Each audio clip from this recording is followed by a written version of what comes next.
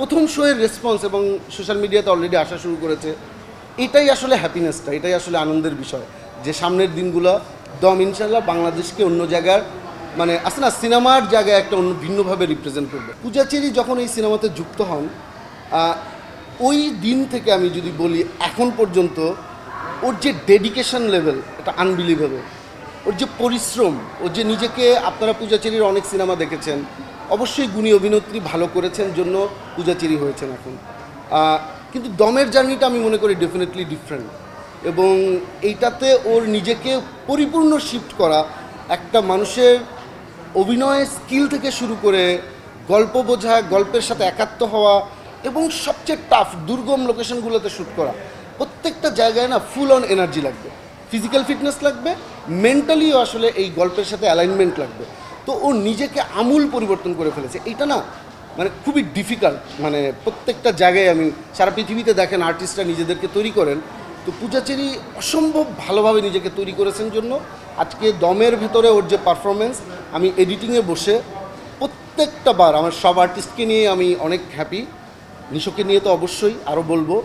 পূজার যখন আমি এডিটিং করি আমার নিজের যেটা হয় যে আমি শুটিংয়ে যদি ফিল করতে না পারি আমি বারবার টেক নিতে থাকি। আমি শিওর পূজাকে যতবার আমি টেক নিতে বলেছি এটা আমার নিজের স্যাটিসফ্যাকশনের জন্য। আর এডিটিং টেবিলে আমি চিন্তা করি আমি কতটা ফেলে দিব, কতটা রাখবো না, মানে যেটা আমার ভালো লাগে না আমি ফেলে দিব।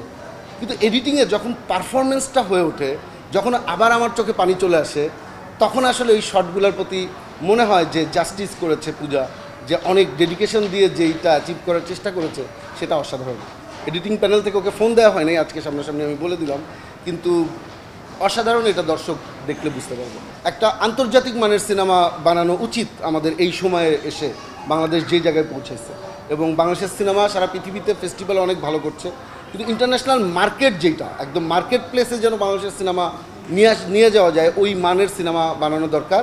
আমি খুবই লাকি যে আমার সাথে ভালো ভালো প্রডিউসার যুক্ত হয়েছেন, শাকিল ভাই আছেন, SBF আছে, চরকি আছে, তাদেরও এই ভিশনটা সেম যে আমরা একটা আন্তর্জাতিক মানের যেন বাংলা সিনেমাকে আসলে মার্কেট প্লেসে মানে নিয়ে যেতে পারি।